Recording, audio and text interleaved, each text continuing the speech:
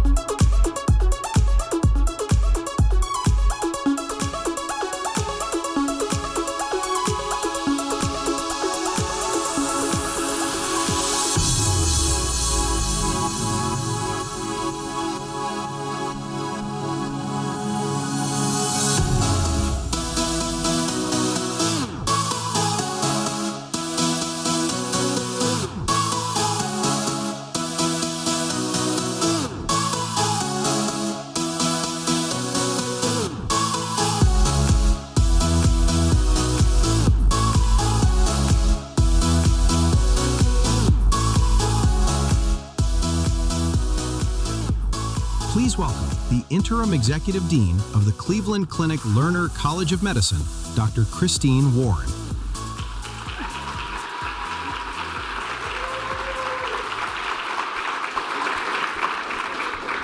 Welcome, everyone. Thank you so much for being here to celebrate our class of 2026 for the Cleveland Clinic Lerner College of Medicine.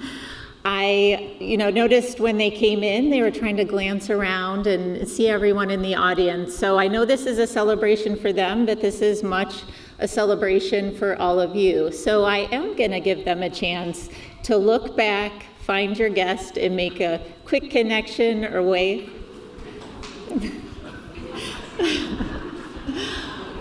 I recently was at my third grade grader's choir performance, and she was not smiling the whole time, and she said it was because she couldn't see us in the audience. So I think that lasts throughout your whole life, so I wanted to give you that opportunity. This is really a remarkable class. They have just completed 5 years of rigorous training to become physician investigators, and it's not just what they've accomplished individually, but what I'm most proud of is the achievements they've made together. This class has truly supported one another the entire way, and that's just something so important to CCLCM. We are deeply committed to collaboration, so I want to give them a round of applause for that.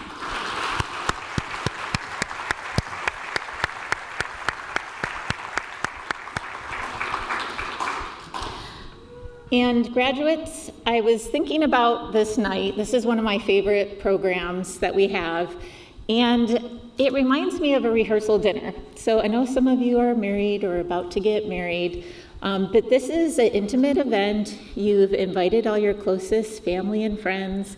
There's going to be all the expected things. So there's going to be speeches, hugs, probably some tears, photos, and of course that chance to walk across the stage and practice in front of an audience. But the difference is, even if you get cold feet, even if you become the runaway graduate and don't show up tomorrow at Severance Hall, you are still going to be a doctor of medicine. So just wanted to let you know it's too late. For any of you that watch Bravo, there's a TV show called Married to Medicine, and you are about to become married to medicine. So what I love about CCLCM is that we build a framework, a foundation for our students, but it's the students each year who have to really be passionate to contribute fully. They define their experience every year. It is unique. And they truly are partners achieving the mission of the Cleveland Clinic, caring for life, researching for health, and educating those who serve. I, of course, want to begin with some gratitude. So we would not be here today if it wasn't for our leaders and partners at CCLCM. So to begin with, I wanted to acknowledge education and research leadership at the Cleveland Clinic, Dr. Serpil Erzram and Dr. Jamie Stoller.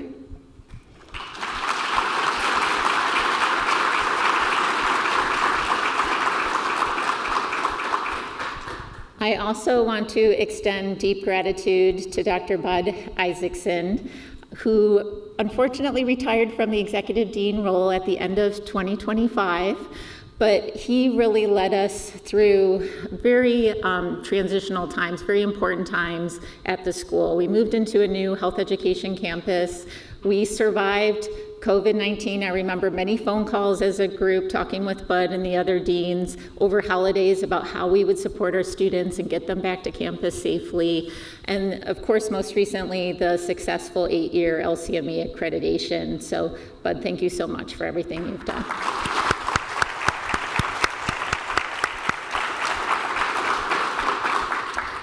And then our very valuable partnership with our leaders at Case Western Reserve University School of Medicine, Dean Stan Gerson and Dean Leah Logio, who are here tonight with us.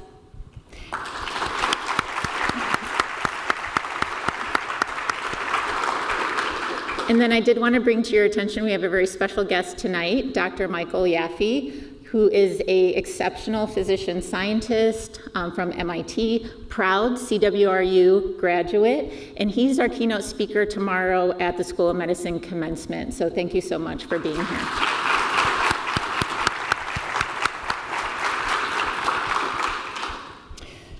And then, of course, we would not be here at all if it wasn't for the Lerner family. And Norma Lerner is here with us tonight. Your support of us as students, I was in the inaugural class, first class of the Lerner College of Medicine, and your dedication and support to us is so personal. It's such a unique relationship you have with all of us, and you have supported so many physician investigators. So I wanted to extend my thanks to you and your late husband, Al, and your whole entire family for supporting us.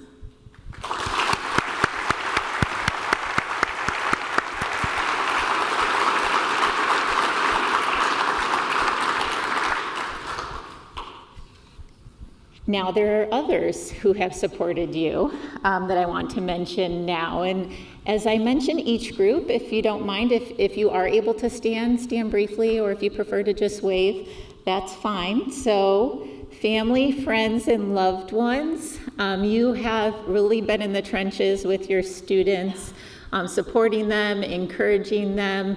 So if you're in the audience tonight, please stand or wave.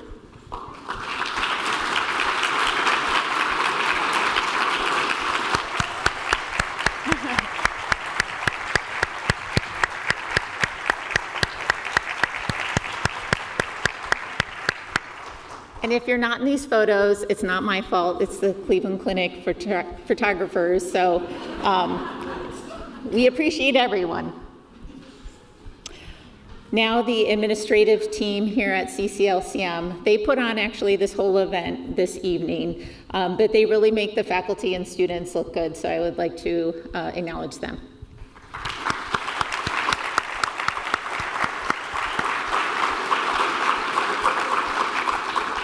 And then, of course, all of our faculty, not only in the basic science clinical areas, but our research faculty who may be here tonight.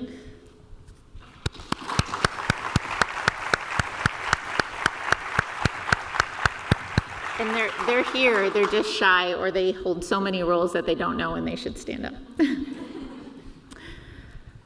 And then, of course, the foundation of our professional family, our physician advisors. For those of you who may not be familiar with our structure here at CCLCM, when our students come to CCLCM, they're each assigned a physician advisor that stays with them through the entire 5 years. They guide them, advise them, they talk about their feedback, help them with their portfolio, which determines their promotion. And that connection they make can be a very deep connection. So I want to acknowledge our physician advisor family.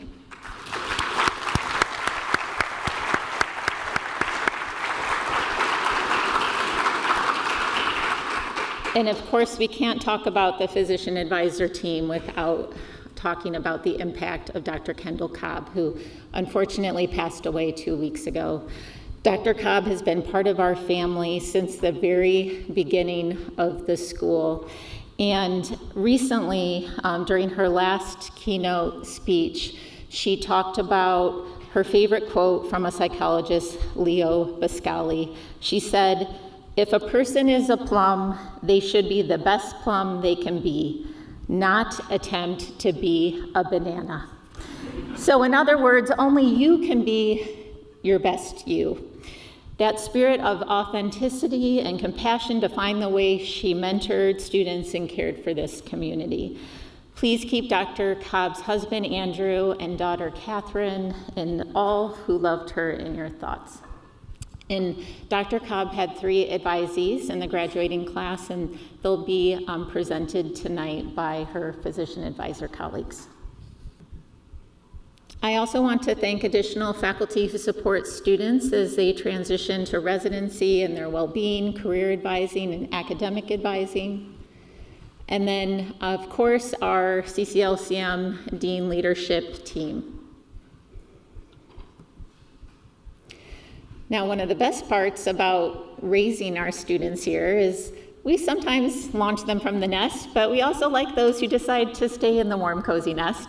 So we have trained many of our graduates not only at the Cleveland Clinic, but in Cleveland at university hospitals and Metro Health, and their work at the VA as well. So we're very fortunate to have them stay with us.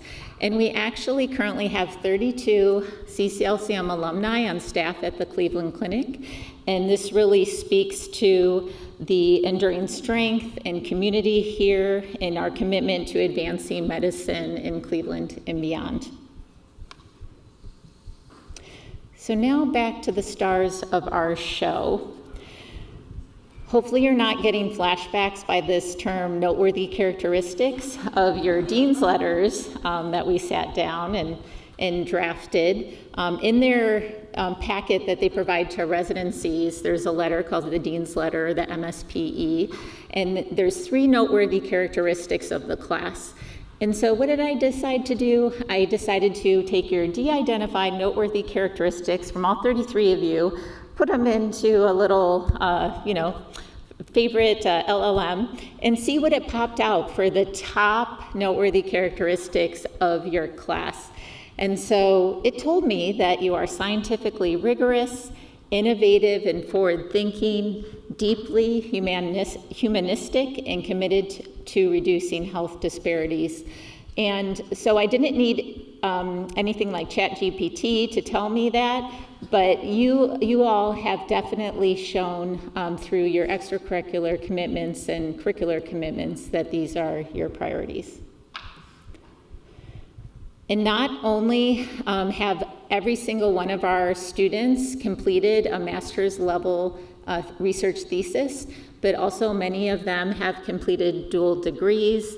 They've been part of prestigious fellowships, published. Some of them have patents even. They have been leaders in various groups, not only at the school, but beyond.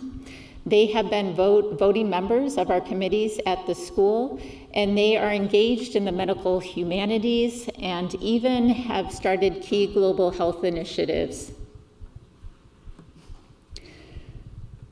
And when we talk about research here, this is looking at this class, what they have accomplished in terms of scholarship. So these 33 students have published over 300 unique peer-reviewed publications just while they've been in medical school. And I say unique because they've done some research together, so they're co-authors on a few manuscripts. And actually these numbers are even higher because they published a lot even before they came to medical school. 475 plus abstracts and publications locally, regionally, nationally, and internationally. And then we had 9 students do elite fellowships, including NIH, Sarnoff. We even had a student go to Okinawa, Japan at the Okinawa Institute of Science and Technology for her research year. Now I would like to transition from focusing on just the accomplishments of our students and hear from some others who have contributed and supported these students on their journey. So to begin, Dr. Tom Mihaljevic, the CEO and president of the Cleveland Clinic, couldn't be here tonight, but he did want to personally congratulate our students with this special video message. Hello and congratulations to the class of 2026. I'm sorry I cannot be with you today, but I didn't want to miss this opportunity to recognize your achievement. Thank you to Dr. Warren, our faculty, and Dr. Isaacson for his many years of academic leadership. All of you are shaping the future through one of the most innovative programs in healthcare. To our graduates, your journey has been remarkable. Over the past 5 years, each of you embraced new ways of learning through the Cleveland Clinic Lerner College of Medicine. You grew together in a program that is built on teamwork and discovery. Most of all, you showed us how you care for others. Medicine is a lifelong career and passion. It is also calling and responsibility to make a difference in the world. As the future leaders of healthcare, you join a legacy of physician scientists who stepped forward to serve. We are especially proud that some of you will continue your training here with us. To your families and mentors, thank you for standing beside these impressive graduates. We also thank our dear friends Norma Lerner and her late husband Al, who made this exceptional program possible. As you move forward, remember that every day matters. You are ready for what comes next, and you will always have a job at Cleveland Clinic after your residency. Congratulations, we are proud of you and look forward to the impact you will make.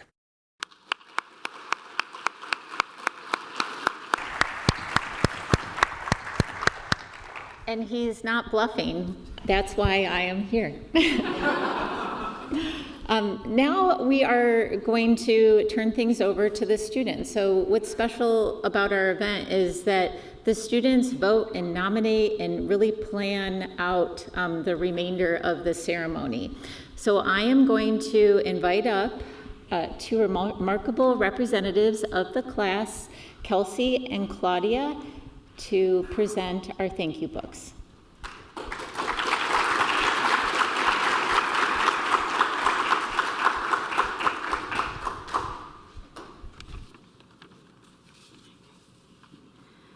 Dear Dr. Mihaljevic, on behalf of the Cleveland Clinic Lerner College of Medicine, class of 2026, we would like to extend our heartfelt gratitude and appreciation for your leadership of the Cleveland Clinic Foundation. From our very first days in medical school, it became clear that Cleveland Clinic's commitment to excellence and innovation was not just a mission statement, but a culture. During our preclinical years, when we sat in room 119 at 8 a.m. sharp in full professional dress, our lecturers were often quite literal pioneers in their fields who somehow still made time for medical students. Despite their accomplishments and demanding schedules, they taught with humility, encouraged curiosity, and inspired many of us to pursue research, leadership, and service. That same culture carried into the clinical environment, when teamwork, patient-centered care, and education remained at the forefront. Our faculty members were accessible mentors who helped shape not only the physicians we plan to become, but also the kind of people we aspire to be. Because of the opportunities cultivated here, members of our class have presented at national conferences, published impactful research, participated in national and international research experiences, and served our communities through initiatives such as the Langston Hughes Student-Run Health Clinic and Villasano. These experiences were not coincidental, but rather a reflection of the culture of mentorship, service, and lifelong learning that Cleveland Clinic has intentionally built and that you continue to lead. As Isaac Newton once said, "If I have seen further, it is by standing on the shoulder of giants." We are deeply grateful for the giants who trained, mentored, and inspired us throughout this journey. Whether we remain at Cleveland Clinic or continue our training elsewhere, we hope to honor this institution by carrying its legacy of compassion, curiosity, and service. As a small token of our gratitude, we'd like to present you with the book. Thank you for investing in our education and in our future. With gratitude, the Cleveland Clinic class of 2026.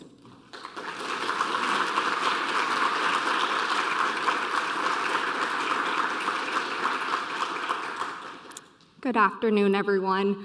I'm so incredibly honored to get to present the thank you book to Mrs. Norma Lerner.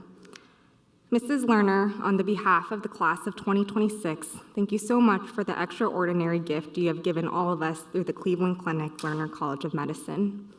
Your generosity has shaped not only our education, but also the kind of physicians and people we are becoming.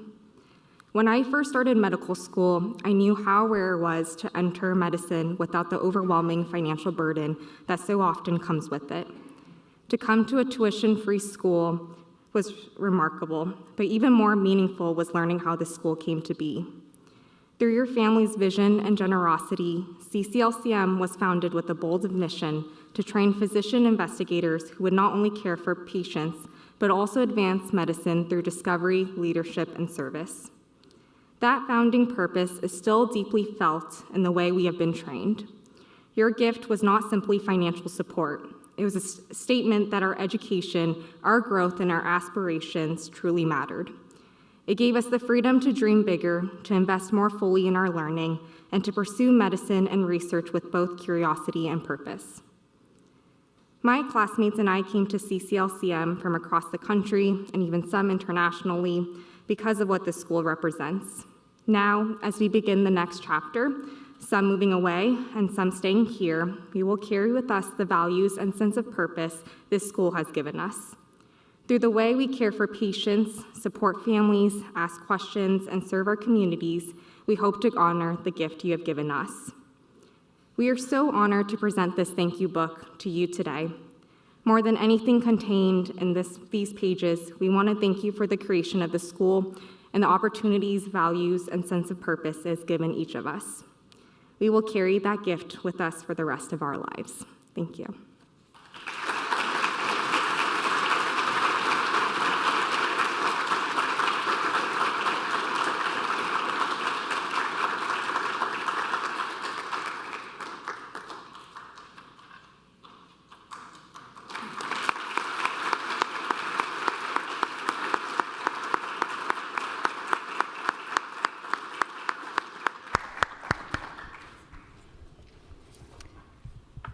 Next, I'm going to invite Alan up to the podium. He is going to present the class gift.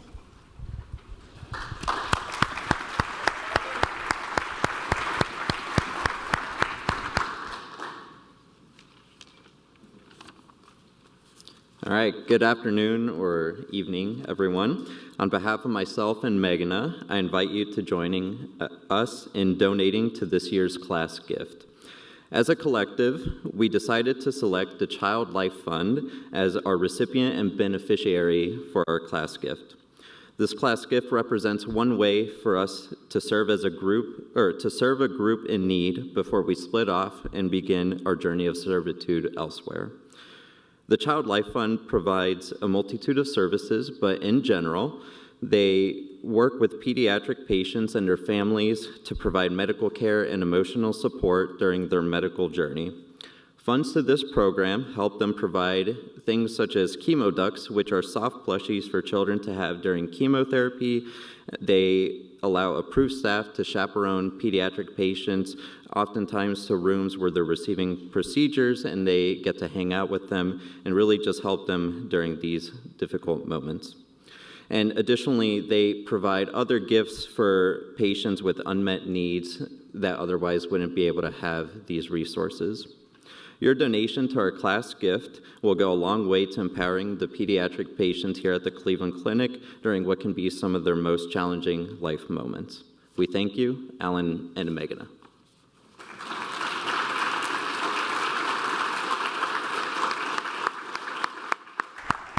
And within your programs, you probably saw there's an insert with the QR code if you would like to join them in that donation.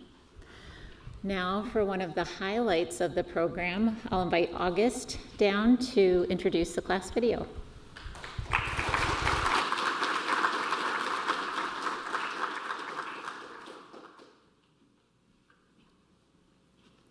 Hello, everyone. Thank you. Although I don't think I'm the highlight, I think it's the video that's about to come next. Well, thank you all so much for being here today, friends and family, for celebrating our graduation from the Cleveland Clinic Lerner College of Medicine. I'm honored to introduce this year's class video. The class video has become an annual tradition to highlight the amazing gift of education that we received here at the Cleveland Clinic.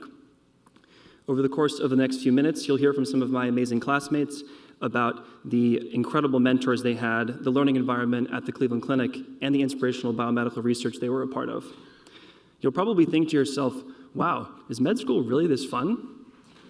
Now, I haven't seen the video myself yet, but I'm sure that after watching it, I will want to start again as a first year. In fact, the video editors have personally assured me that even those of you who never considered a career in medicine will be rushing to apply to CCLCM next year. Joking aside, I feel so lucky to be a part of such an amazing, optimistic, and bright group of future doctors actually, here today. It's been a privilege to study and learn and grow alongside you, and I know that we're going to become some of the best residents our hospitals have seen yet. Thank you all to our dedicated faculty, mentors, and families for supporting our growth these past 5 years, and thank you especially to the Cleveland Clinic and Lerner family for supporting our education. With that, please enjoy the class video. Thank you. I remember exactly where I was. I remember seeing a phone call come in and it said like 216 Cleveland. And I answered and I remember my heart was beating really quickly. It was Dr. Warren that called me. She asked me like, oh, are you still considering us for medical school? I was like, absolutely. Getting that phone call quite literally changed my life. And I think I just kept going, oh my gosh, oh my gosh. Oh my gosh, no, thank you. And yeah, I think I cried. No, I cried actually. Yes, this is the best news. Yes, thank you so much. So starting right after we got to Cleveland with the white coat ceremony, being presented with a long white coat really set the tone for the rest of our years here in med school. Everyone had done such incredible things, like been Rhodes Scholars or done amazing research. And I just remember being like, wow, these are cool people. And you do have a little bit of imposter syndrome, like, do I actually belong here? But as you go through, you're really motivated by them. They're so brilliant and smart and curious and driven, but also funny and kind and compassionate and clever and people you would want to spend a 6-hour car ride with. It was still very much full of COVID patients and we were all gowned up with like the huge masks and everything. We went to class in masks all the time. The way that they were handling COVID here seemed to make a lot of sense. I love the early exposure to clinic starting M1. Having that patient experience early, complementing what you're learning in the classroom is really helpful. Not having the burden of testing kind of gave me freedom to learn medicine the way that I wanted to learn it. The Cleveland Clinic sees a lot of rare cases that you don't see anywhere else. It was a nurturing environment, personalized feedback, in the midst of being at a huge hospital with great opportunities. With lectures, you're getting a lot of information and you're not necessarily processing it properly. So with PBL, you're actually actively thinking and working through a patient case as you would do on the wards. There are things that I still remember from PBL that have stuck with me just because that's the method that you're learning it is through patient-based and problem-based learning. You're also tasked with teaching something to your peers. That means you learn it really in depth. The best thing anyone could ever do for you is give you feedback, to see your potential and see how good you are and say, you know, if you did this one thing, I think you could be even better and I think you could achieve your goals. They're giving me practical tips immediately after. That works best for me. The first day of the first year of medical school, if you just cold emailed someone and said, hey, so-and-so, I'd love to shadow you, you get a response in a couple days, they're excited to work with you. Faculty are incredible here. I've been just so impressed by their availability. Most of them are world leaders in their fields, but when they're approached by a CCLCM student, they're always willing to teach or have you involved in their lab. As people who are interested in research, we want to educate our field and our colleagues as well. The emphasis on research in combination with clinical care is so unique and different than any other medical school. My research was primarily focused on looking at ophthalmic imaging and seeing if we can assess a patient's cardiovascular risk status based on those images alone. I did a year of research studying rheumatic heart disease and degenerative mitral valve disease. This leads to a very interesting question of could we stop cancer-directed therapy for some patients and have them still continue on with good outcomes? And our hypothesis was that higher NT-proBNP levels measured at the time of LVF recovery are independently associated with higher risk of LVF relapse and adverse clinical outcomes. The benefit was most pronounced in those who had moderate to severe hydronephrosis. What I learned is the hardest and the most beautiful part of research is our answer is really another question of like, we should look at this more. And I think a lot of us had these conversations openly about how important it was to us to give back to the local community. So I was very involved in Haven Home, which is a shelter for women and children who are experiencing homelessness. And we were bringing health screenings, hypertension and blood pressures, as well as diabetes screenings. So we have a project here called the Bolton Elementary Outreach Project. Me and a lot of my peers worked together on creating this supplemental health and hygiene curriculum and then tried to create an interactive activity as well. I think I'll remember my classmates and the way that it felt to be a part of this community. I feel so honored and lucky to learn beside them and to call them friends, and each of us are going to go into medicine and make a difference, and that is just one of the best feelings. That's really what I will take away is the community that's here. I think just seeing them achieve such great things motivated me to do the same. I'd come here 10 times out of 10. Absolutely would do it again. I'm really excited for match day because I'm excited to see where everyone's gonna go. I was just saying, I remember in my first and second year watching upper-class students go through this whole process and thinking, wow, that looks stressful. And now here we are, and it sure is. Incredibly surreal for me. I can't even believe I'm here. I feel like I was able to learn so much medicine and be surrounded by really good people who have been able to fill my cup over the past 5 years. We had opportunities here we would never have had anywhere else. We are wired to not like uncertainty, and this is uncertain. Like, I do not know what is on the inside of that envelope. The place you match today will not define you. It's going to be you and your new co-residents that will help to define it. So congratulations, class of 2026.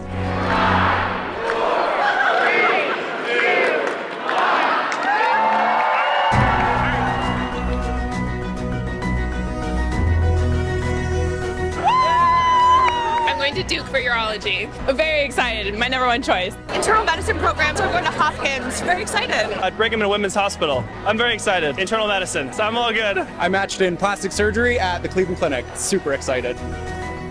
#1 choice, Cleveland Clinic, get to stay home. Super excited. I'm really thrilled with the match. Harvard and Boston, ophthalmology. It's a dream come true for sure. Very well, ophthalmology here at Cleveland Clinic, so super excited to stay. Going to Cornell for urology. I'm excited, yeah. I'm going to Stanford, interventional radiology. I matched ophthalmology at Harvard, Mass Pioneer. Absolutely incredible, and I have all the credit to give to CCLCM. Matched to MGH for internal medicine, which was my #1. Very excited. Doing psychiatry at Mass General McLean. I'm really excited. We're going to Mayo! Internal medicine. Urology. I matched ophthalmology at Cleveland Clinic. So excited. I matched internal medicine at Penn, my alma mater. I'm so excited. Got my first choice. I'm doing family medicine at Emory University. I'm very excited. I'm going to Boston, my top choice program at Harvard, emergency medicine. I'm pretty stoked, yeah. I'm thrilled. Cincinnati, med peds. I'm very excited.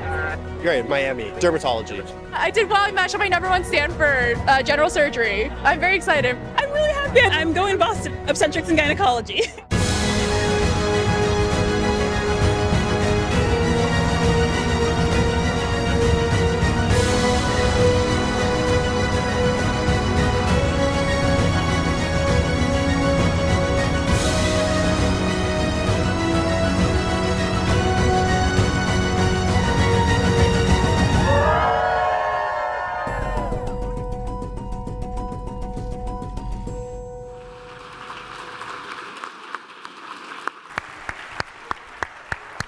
All right, pass the tissues around. I promised tears, and this is what I meant. So I have tears in my eyes. Even though it's not my class, it brings me back to being in your seats right now on this day. So now I would like to invite up Jeffrey, who is going to introduce the class-nominated faculty speaker.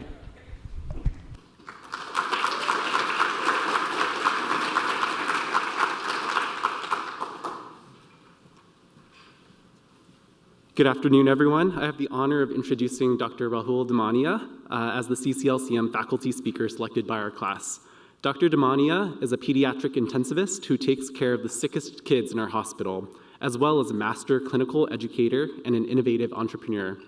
He has founded multiple medical education initiatives, including Hi Guru, an e-learning company for board exam prep, as well as PICU Doc on Call, a podcast covering topics in the pediatric ICU. Our class was first introduced to Dr. Damania in our second year when he joined the Cleveland Clinic as a PICU attending. Dr. Damania quickly got involved with our school, mentoring our class and preparing us for the looming Step 1 board exam at the end of our second year. For many of us, Step 1 was the first test many of us had taken in over 5 years, an 8-hour marathon that covers all the nitty-gritty details in medicine. Through large group chalk talks and one-on-one advising sessions, he expertly taught us not only the high-yield facts needed for the test, but also how to think critically and systematically.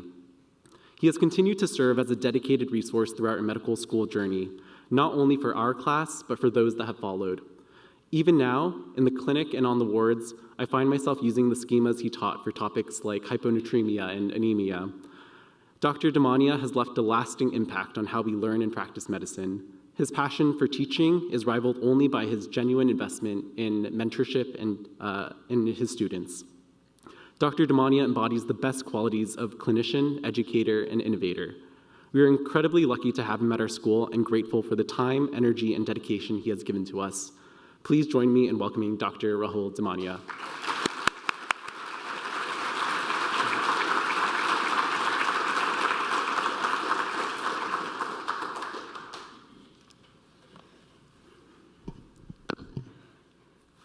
Thank you, Jeffrey, for that heartfelt introduction. Before we go any further, I just want to clear the air. I promise you I did not use a large language model to write this speech. Every word, every slightly awkward transition, and every questionable joke, which my wife approved at dinner last night, is organically sourced from my brain and genuinely from the heart. So here we go. I want to first start out with gratitude. First to the CCLCM Dean's Office and Administration. Thank you for trusting me with leadership roles early in my career and for pushing me outside of my comfort zone in ways that have kept me student-facing. Second, to your families, some of whom have traveled a long way to be here. I always joke that MD stands for mom and dad. But in truth, it takes a village, and I'm sure our graduates can agree.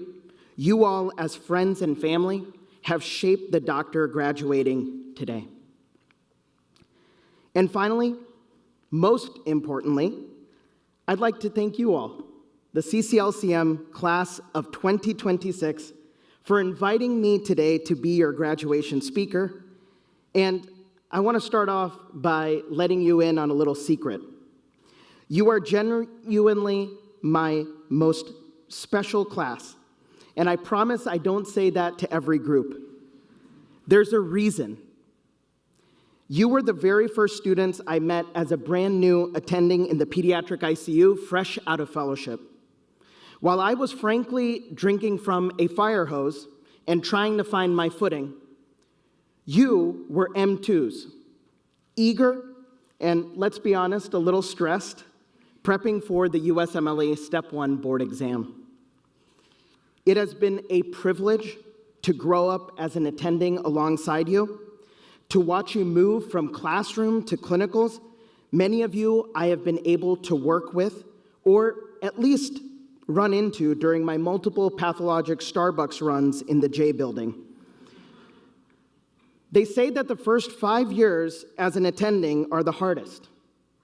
You all made mine lighter. You let me experiment with you with new teaching techniques, long Zoom sessions, and an absurd amount of U-World assignments. And in all of this, you showed up anyway. And that means more than you know. Being an educator for medical students is a privilege, and I can speak for all the faculty when I say that we don't take this responsibility lightly. Now, as a token of congratulations from me, if you look on your table, you will find a small pocket notebook. Unfortunately, I'm not Oprah, so nobody is leaving with a new car today. But please kindly accept this. Before I tell you what it's for, take out a pen, open to the inside cover, and write your name. And right next to it, write your new upcoming credentials for the very first time.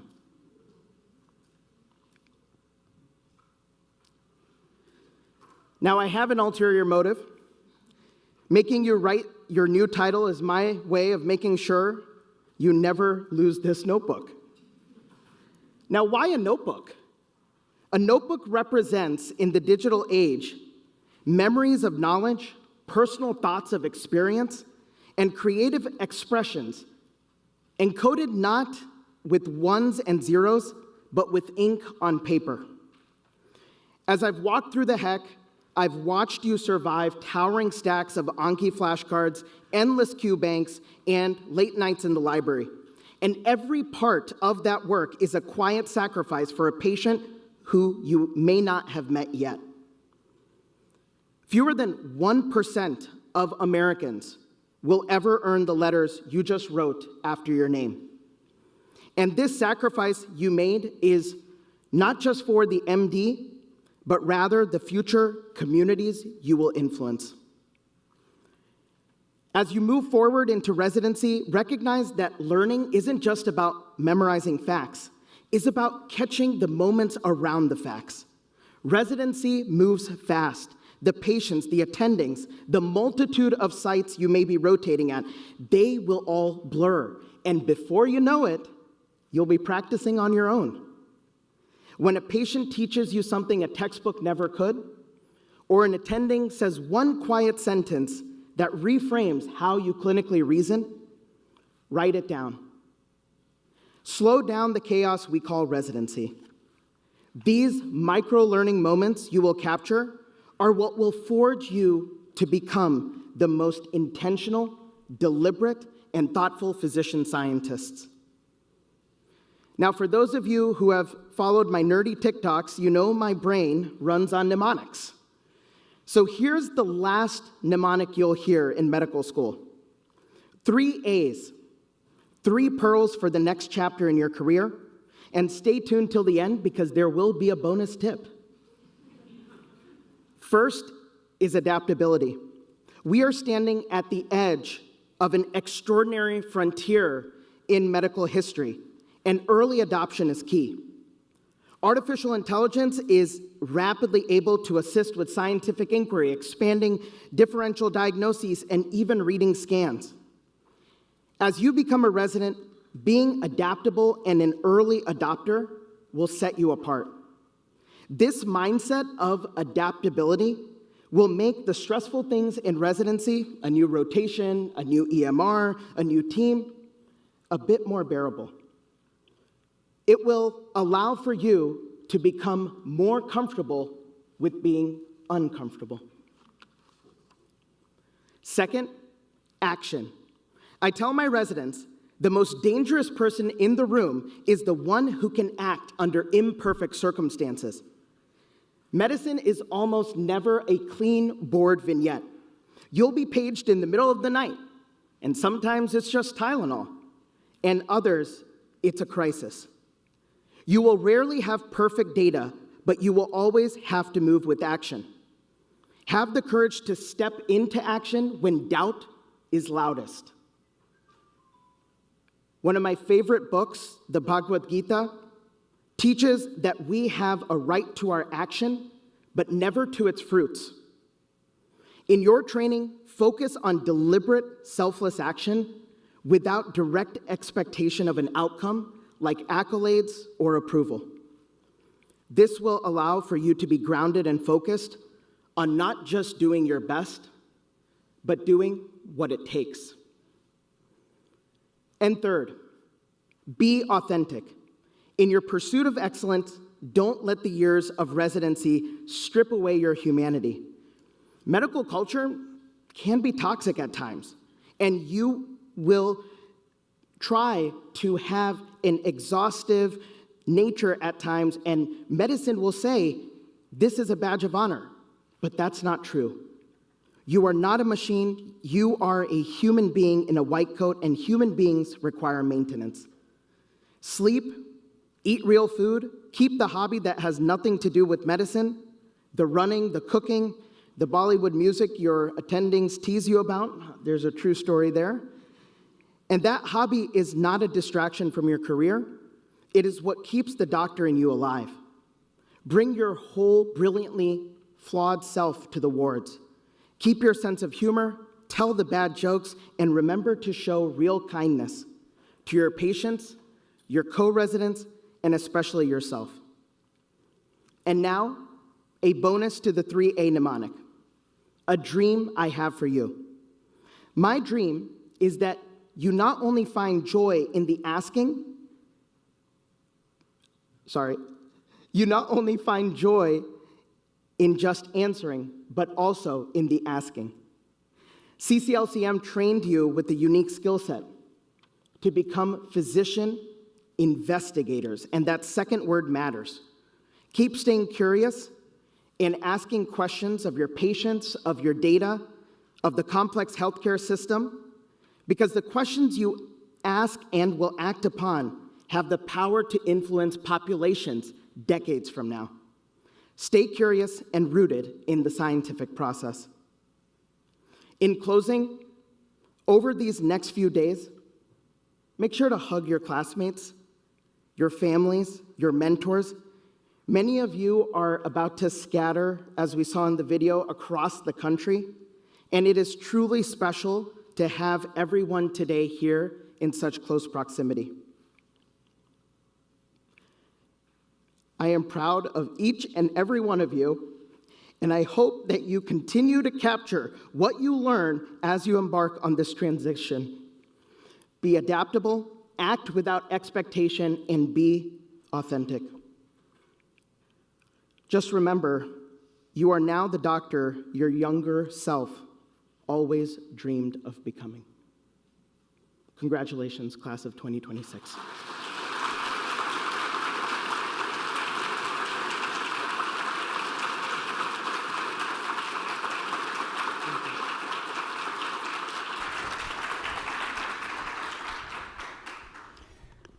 Thank you so much.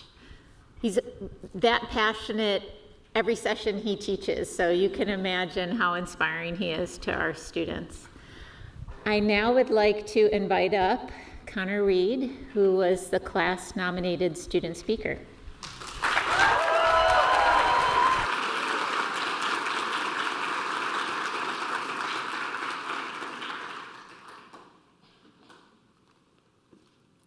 Thank you so much. And before I start with what I wrote here, I want to say a quick thank you to my girlfriend Claire, who has heard this speech so many times, she was able to recite it back to me verbatim on the car ride over here. So I figure if I pass out up here, you can come down and do the rest. Okay.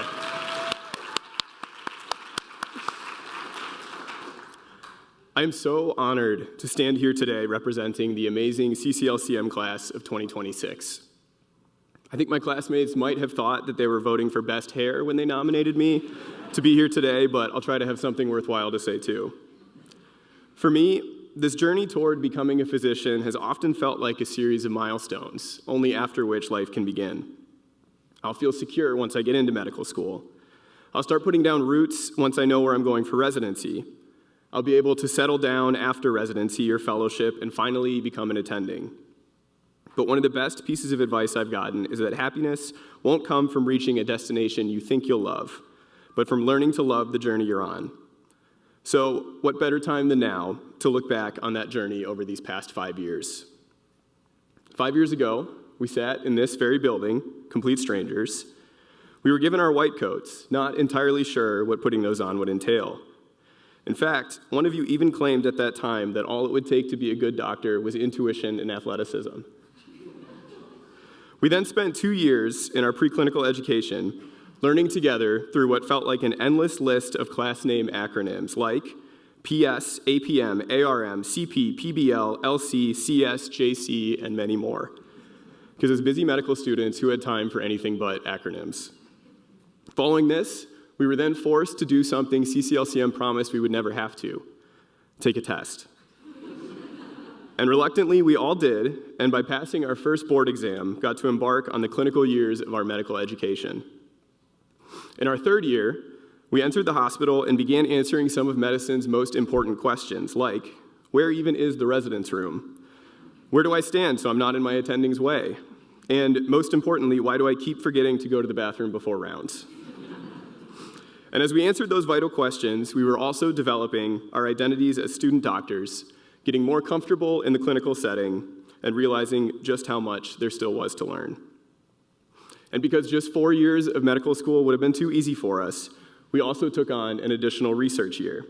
We learned how to ask important questions, how to try to answer them, and started to carve out our own niches within the field of medicine. I would like to take a moment to remind everyone, though, that every minute you're sitting here is a minute you could be publishing. Just something to think about. After research year came more rotations, residency applications, frantically checking our emails every 10 minutes for about 4 months.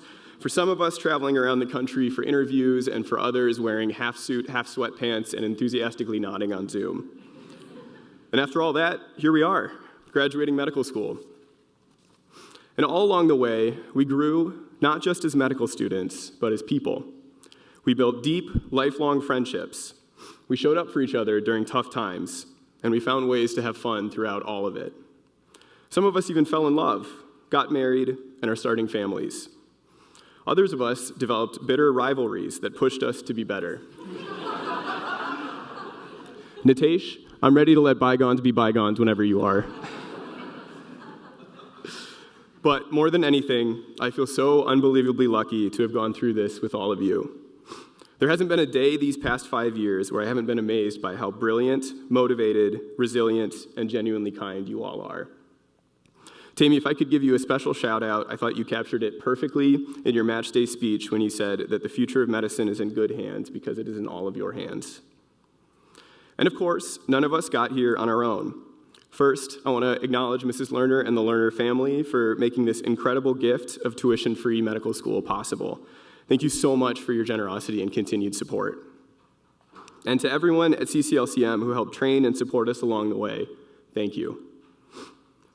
And a special thank you to Dr. Warren. I think Miranda said it best during a coffee chat with Dr. Warren that each year our class realizes more and more all of the amazing things you do to support us, so thank you. And to all the friends and family who are here today, we would not be who we are or where we are without you. Thank you for your support, your patience, and for listening to us complain and only sometimes saying you go to a tuition-free medical school without tests. Why are you complaining? It would be impossible to thank all of the countless others who have supported us, but I would like to take a moment to acknowledge and remember the loved ones who could not be with us here today. I have no doubt that they are so proud of who you become and what you'll do. To close, as anyone who has spent time with our class knows, and you all probably know now as well, we love a good round of applause.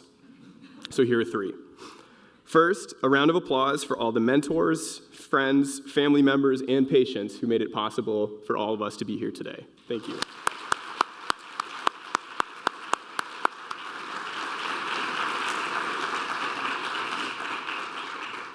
Second, a big round of applause for you, the CCLCM class of 2026. Congratulations for persevering this far and embarking on this next chapter.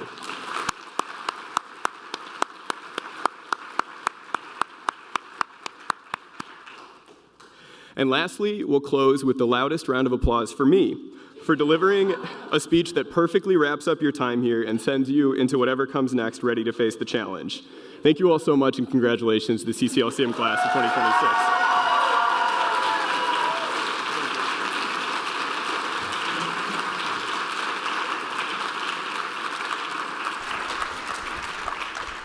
So part of the admissions process is we also look for a sense of humor. So thank you, Connor. I would now like to invite up Meghana to present the next award.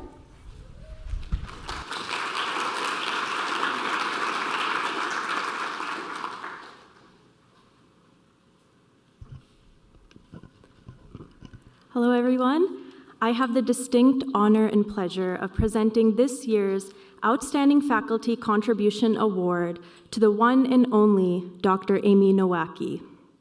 Although she is unable to join us in person today, I'd like to share a few words about how much of an impact she has made on all of us. Even before starting our clinical research summer, I had heard the lore, and I mean true legend status, Dr. Nowacki's class is truly incredible. You will learn so much.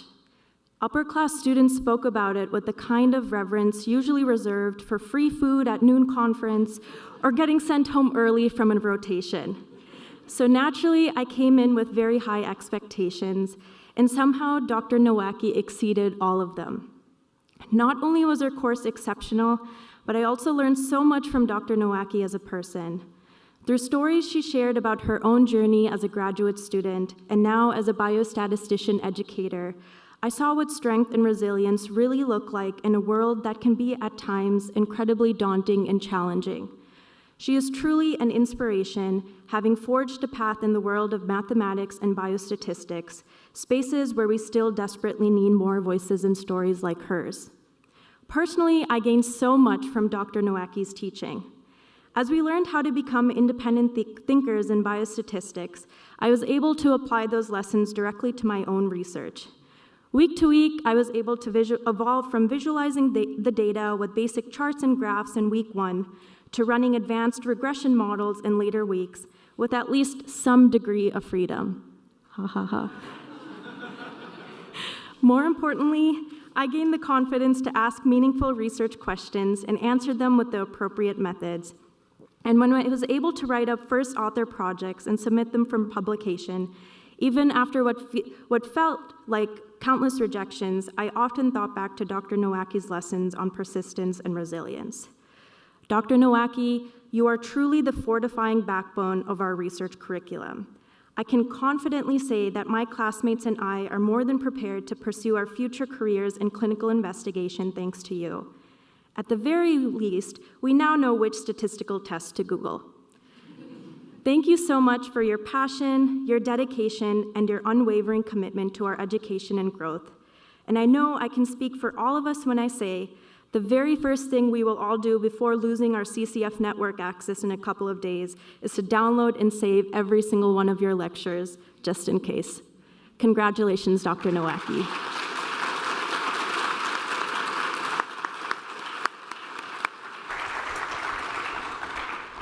Well, Dr. Nowacki was very disappointed she couldn't be here, so she wanted me to read a few words, which actually ended up being a page.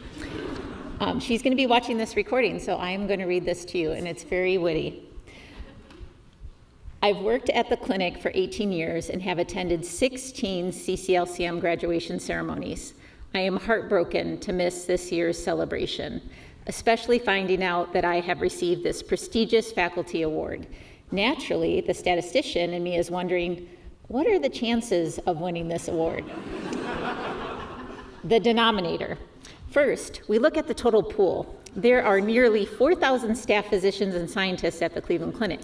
You have better odds of couples matching into dermatology, plus dermatology in San Francisco, than being selected. But let's keep going. The filter.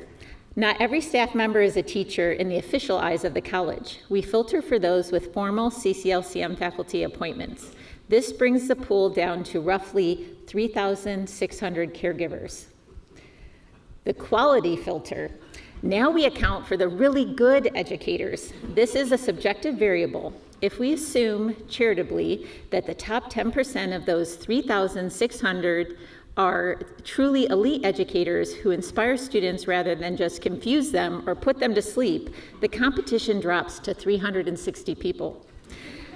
The culling coefficient. CCLCM has been holding graduation since the inaugural class 2009. With 17 graduation ceremonies in the books, we must consider that 17 elite educators have already won this award, leaving us with 343 eligible contenders. Therefore, the estimated probability is 0.29%, which makes this a rare event and an incredible honor. So thank you.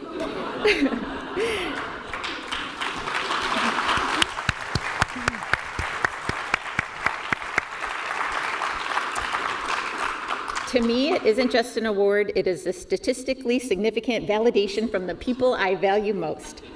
But as you head out into your residencies, remember, while this award is a rare data point, your success is not. You are the high probability, high impact results of years of rigorous training. I've seen your performance, and I'm 99.7% confident that your impact on the world will be robust, reproducible, and significantly brilliant. So congratulations, class of 2026.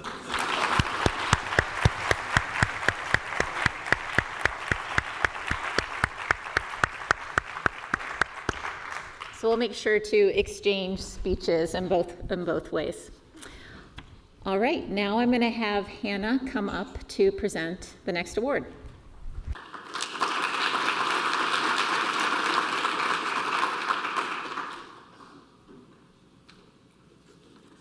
Good evening, everyone. It is my pleasure to recognize someone whose work often happens behind the scenes, but whose impact is felt by every one of us here today. The Outstanding Administrative Contribution Award honors an individual who goes above and beyond to support students in their administrative role. This year, we are proud to present this award to Tanya Moore. Tanya has been an essential part of our journey, especially when it comes to registering for courses and navigating graduation requirements, something that can feel overwhelming and stressful. She has ensured that each of us stays on track and is confident about where we stand by checking our unofficial audits and providing regular updates at our class meetings. For those pursuing dual degrees, Tanya's support has been even more invaluable. From making sure requirements are met across programs, she has consistently gone the extra mile to ensure that nothing falls through the cracks. Her attention to detail, responsiveness, and genuine commitment to student success have made a meaningful difference in our academic paths. But beyond the logistics, what truly sets Tanya apart is her approachability and dedication. She answers questions patiently, anticipates challenges before they arise, and supports students with a level of care that does not go unnoticed. Tanya, your work has helped shape not just our schedules, but our futures. We are incredibly grateful for everything you've done to guide and support us along the way. It is with sincere appreciation that we recognize your outstanding contributions. Congratulations, and please accept this award on behalf of the Lerner class of 2026.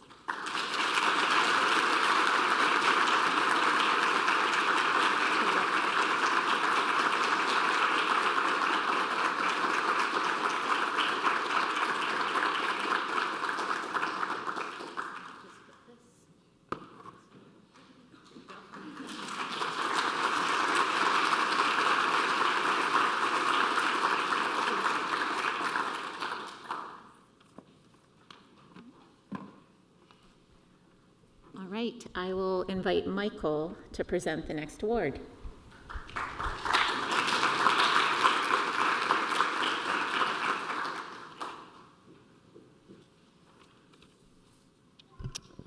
Good evening, everyone.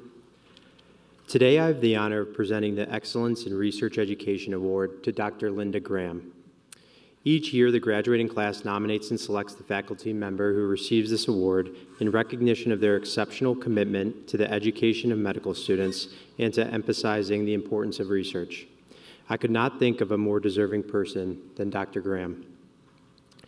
Dr. Graham embodies the true essence of a physician investigator and educator. Trained as a vascular surgeon, she has melded her clinical practice with a stellar research career that has included both clinical and preclinical studies and discoveries in how arteries respond and heal after injury. As an educator, Dr. Graham has inspired and impacted countless CCLCM students over the years, including me, through her roles as Dean of Research Education and as Chair of the Research Education Committee. Over the last 2 years, I've had the privilege of working with Dr. Graham on the Research Education Committee, which is tasked with continually updating the research curriculum at CCLCM, planning CCLCM's annual research day, and most importantly, reviewing and improving the thesis proposals for upcoming fourth-year medical students. I've witnessed firsthand her dedication to providing medical students with the most robust research experiences through her insightful and clarifying questions and a thorough review of the students' proposals, which span the spectrum of medical specialties and present both basic science and clinical studies. Dr. Graham is a true student advocate who always encourages our representation, values our input, and prioritizes a fulfilling and educational experience for us students above all else. On a personal level, I've also enjoyed learning about her career through our discussions of the University of Michigan and her genuine interest in orthopedic surgery, despite her training as a vascular surgeon. And I encourage each one of us to be open to new connections, because you never know when someone you meet may share the same passions and experiences that can turn a simple conversation into something you always remember. As we enter residency in our careers, I, along with many of my classmates, feel fortunate to carry forward the lessons in commitment and advocacy for research that Dr. Graham has imparted. Dr. Graham is at the forefront of what makes our school so special and is a major reason we go on to embody the ideals of physician investigators. Therefore, please join me in congratulating and presenting Dr. Linda Graham with the Excellence in Research Education Award.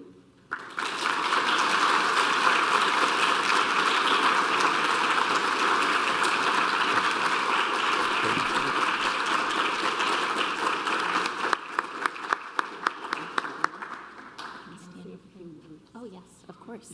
Please do.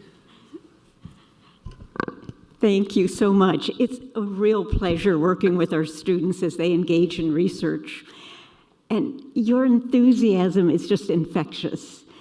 You are our future, and your research will help to shape medicine of the future. So I want to thank you, all of our students, our graduates, and our wonderful research mentors and the supporting faculty for their participation in the research education program. I am just truly honored to be a part of it. Thank you.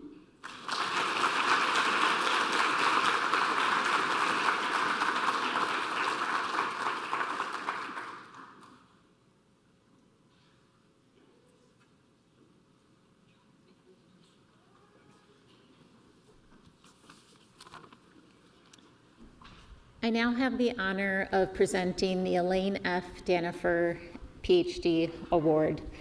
This award was established in honor of Dr. Danifer by both the school and her family. And I believe, is Dale in the audience? Dale Danifer? Here you are. Thank you for being here tonight. Dr. Danifer played a foundational role in shaping many of the educational principles here at CCLCM, with particular emphasis in reflective learning, mentorship, and portfolio-based assessment. This award recognizes a faculty member who embodies these same values. And it's my pleasure to announce that this year's recipient is Dr. Christopher Hine, who created an engaging, intellectually rigorous, and supportive learning environment that encouraged critical thinking, active discussion, and confidence in scientific inquiry. Through thoughtful curriculum design, clear organization, and detailed feedback, he effectively guided students in understanding complex primary literature while modeling professionalism, accountability, and deep commitment to teaching and mentorship. So congratulations, Dr. Hine.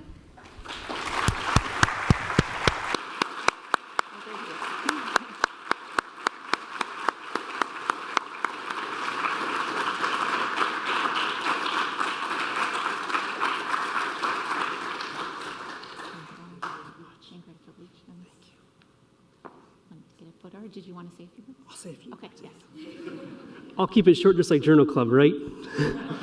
So it's quite an honor to receive this award. When I was told I won it, it was quite a surprise. The graduating students, I met you all in your first week here, if you all remember, during orientation. Seeing you all grow as scientists and as doctors now has been quite an honor, both in person and behind the scenes. And I'm really looking forward to see what you all accomplish in the future. So thank you very much.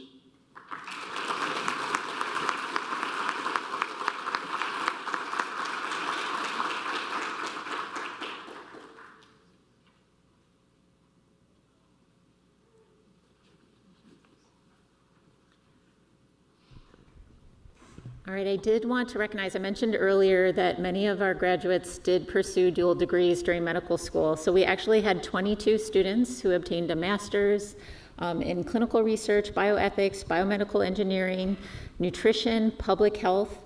as well as systems biology and bioinformatics. We had a student complete a pathway, and actually one of our students also completed her PhD while here at CCLCM. So I wanted to give a round of applause for that extra academic accomplishment.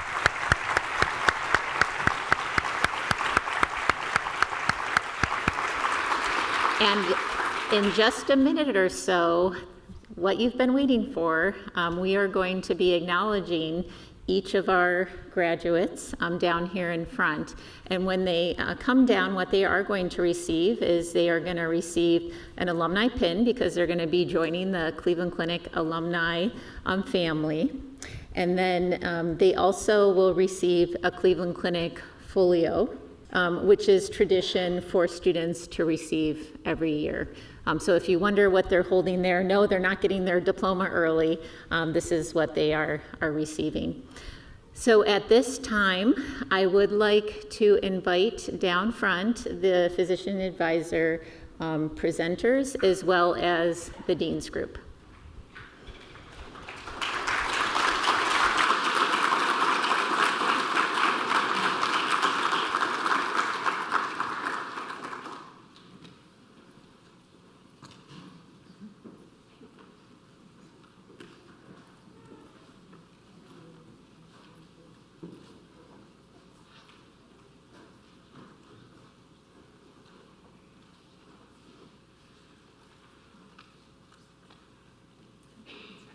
All right, I guess we're going to do this.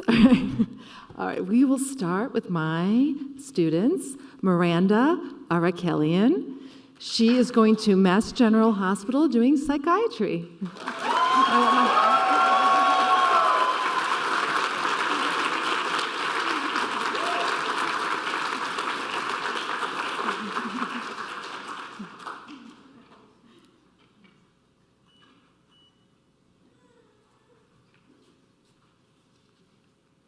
Next, we have Rai Fodor doing plastic surgery at Cleveland Clinic.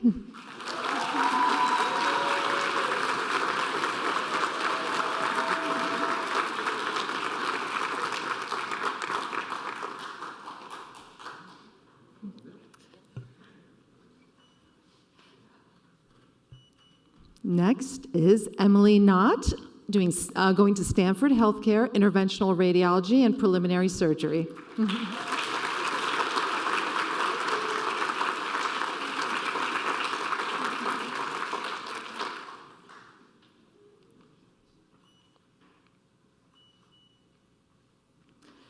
Matthew James Shelgett, staying here, ophthalmology, Cleveland Clinic.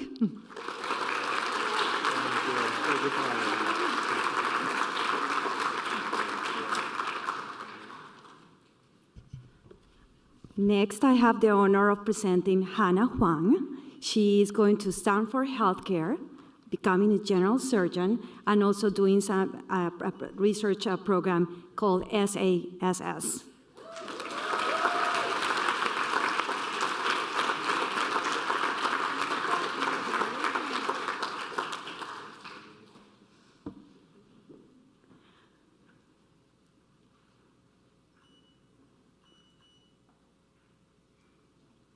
Next, we have Connor Reed. We are very lucky because Connor is staying here at Cleveland Clinic doing psychiatry.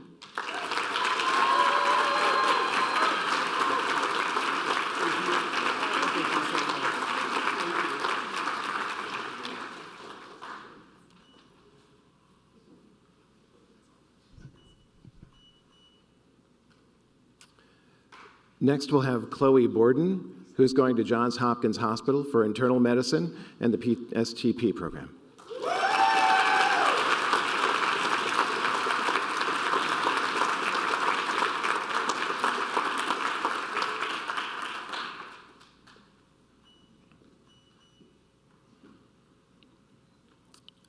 Maria Gorenflow is going to Mass General Brigham for neurology and will be doing her preliminary year also at Massachusetts General Hospital.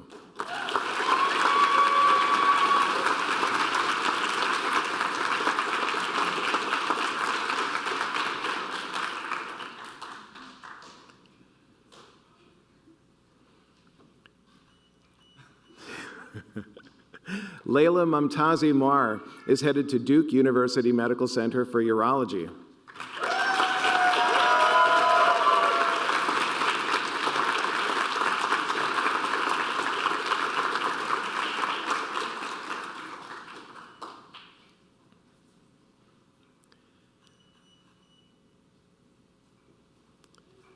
Temiloluwa Oladeji is going to Beth Israel Deaconess Medical Center for Obstetrics and Gynecology.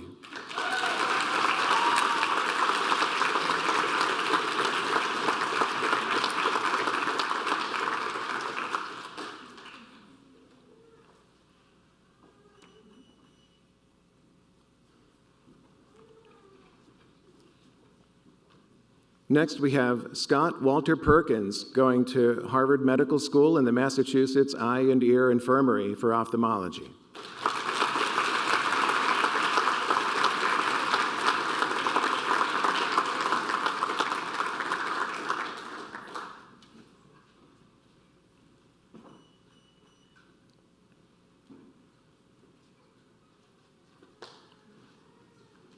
Alan Shen is headed to the University of Miami and the Jackson Health System for dermatology.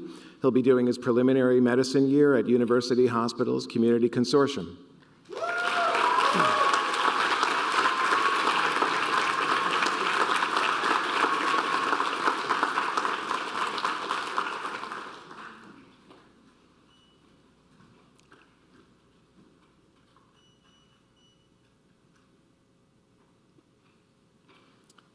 Jeffrey Hsu is going to the University of California, San Diego Health System for internal medicine and primary care.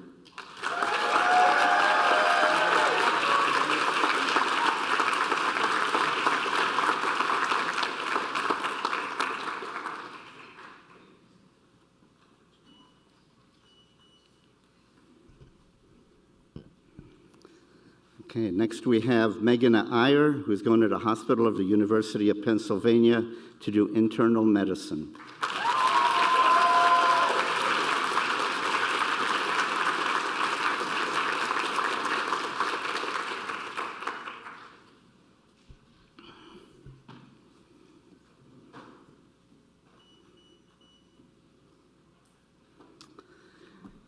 And next we have Wilhelmina Kumson-Osei, who's going to Brigham and Women's Hospital to do psychiatry. Unfortunately, Wilhelmina could not be here with us today.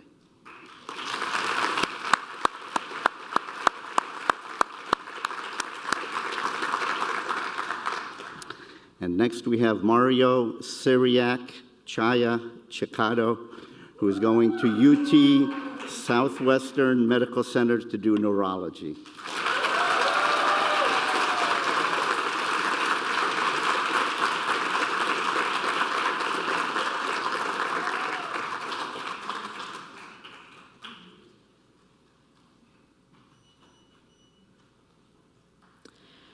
Ava Kong Fan, Memorial Sloan Kettering Cancer Center, Radiation Oncology, and she will also do her transitional year there as well. Unfortunately, she could not be here today.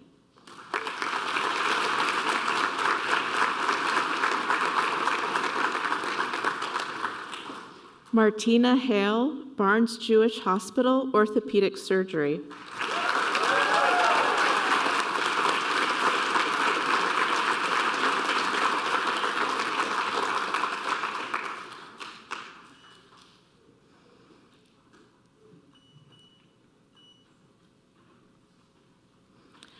Roshan Loda, Massachusetts General Brigham, Emergency Medicine.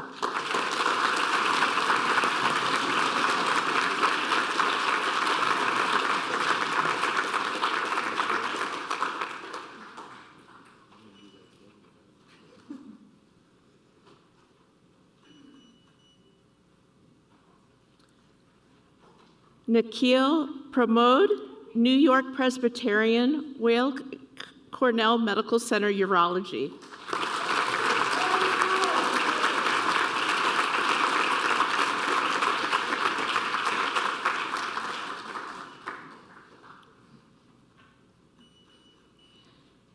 Beti Marianne Worku, Cedar Sinai Medical Center, Thoracic Surgery.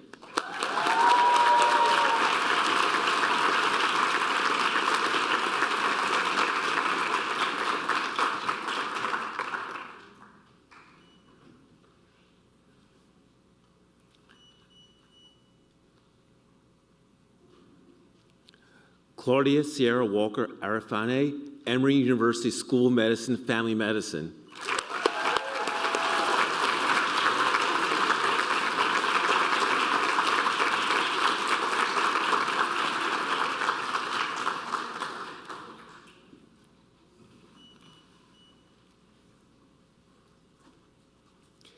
Kelly Bowen, University of Cincinnati Medical Center, Medicine Pediatrics.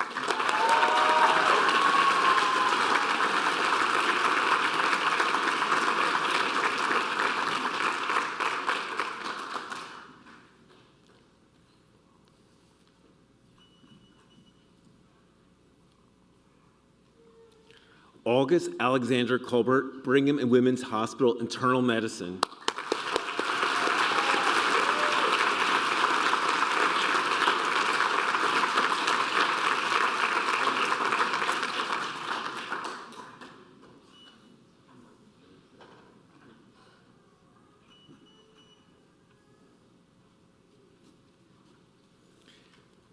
Alan Gordillo, Cleveland Clinic, Neurologic Surgery.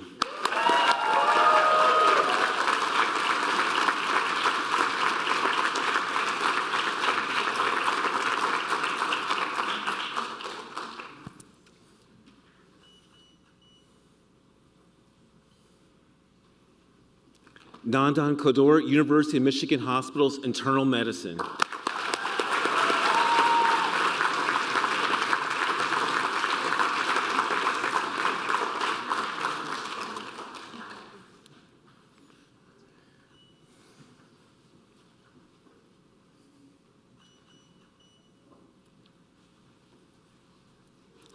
Kieran Lewis, Mayo Clinic, Urology.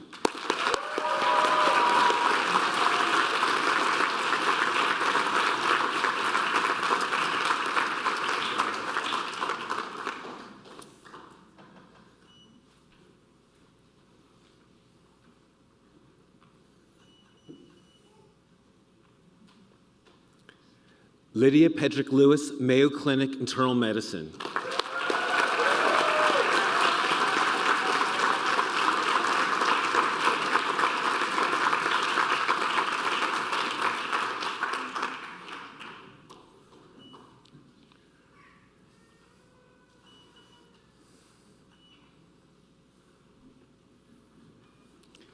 Nitesh Mohan, Cleveland Clinic, Ophthalmology.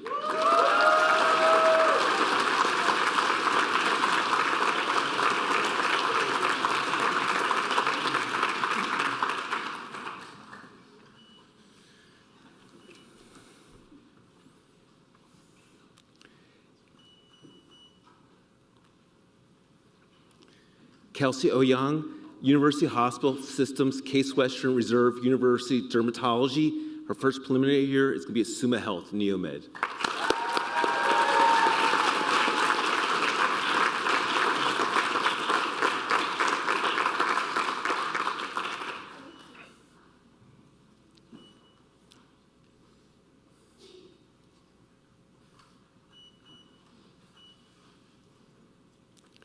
Michael Stephen Ramos, Duke University Orthopedic Surgery.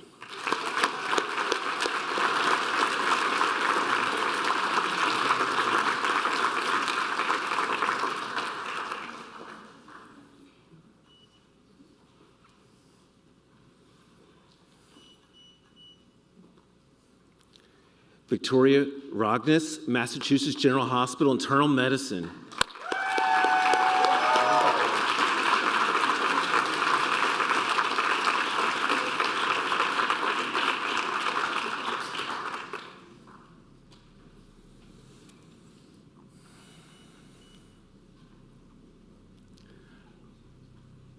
Last but not least, Allison Wayman Zhao, Harvard Medical School, Massachusetts Eye and Ear Infirmary, Ophthalmology.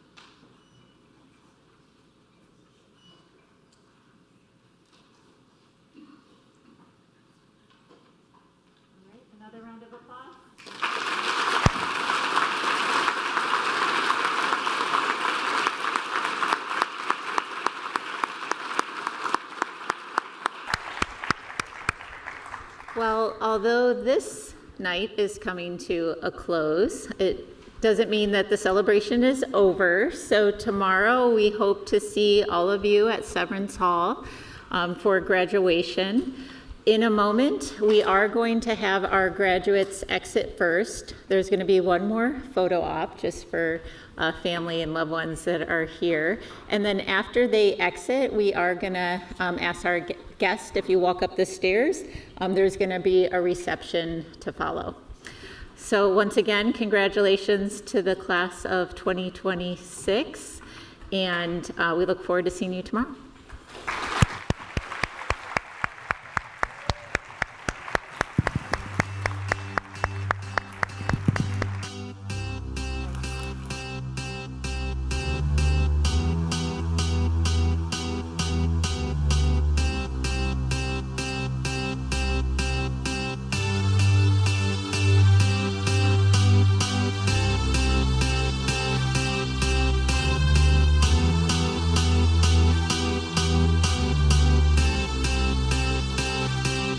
I got a feeling that tonight's gonna be a good night. That tonight's gonna be a good night. That tonight's gonna be a good night. A feeling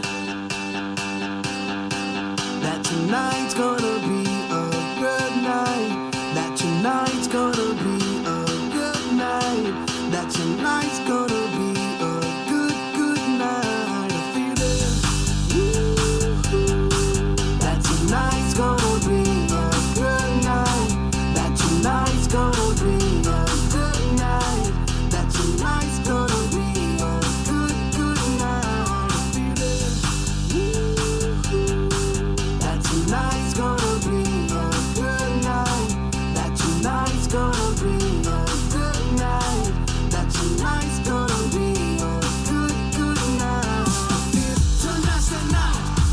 Let's live it up. I got my money. Let's spin it up. Go out and smash it. Like, oh my God. Jump out that sofa. Let's get up. I know that we'll have a ball if we get down and go out and just lose it all. I feel stressed out, I wanna let it go. Let's go way out, spaced out, and losing all control. Fill up my cup, Mazel tov. Look at her dancing, just take it off. Let's paint the town, we'll shut it down. Let's burn the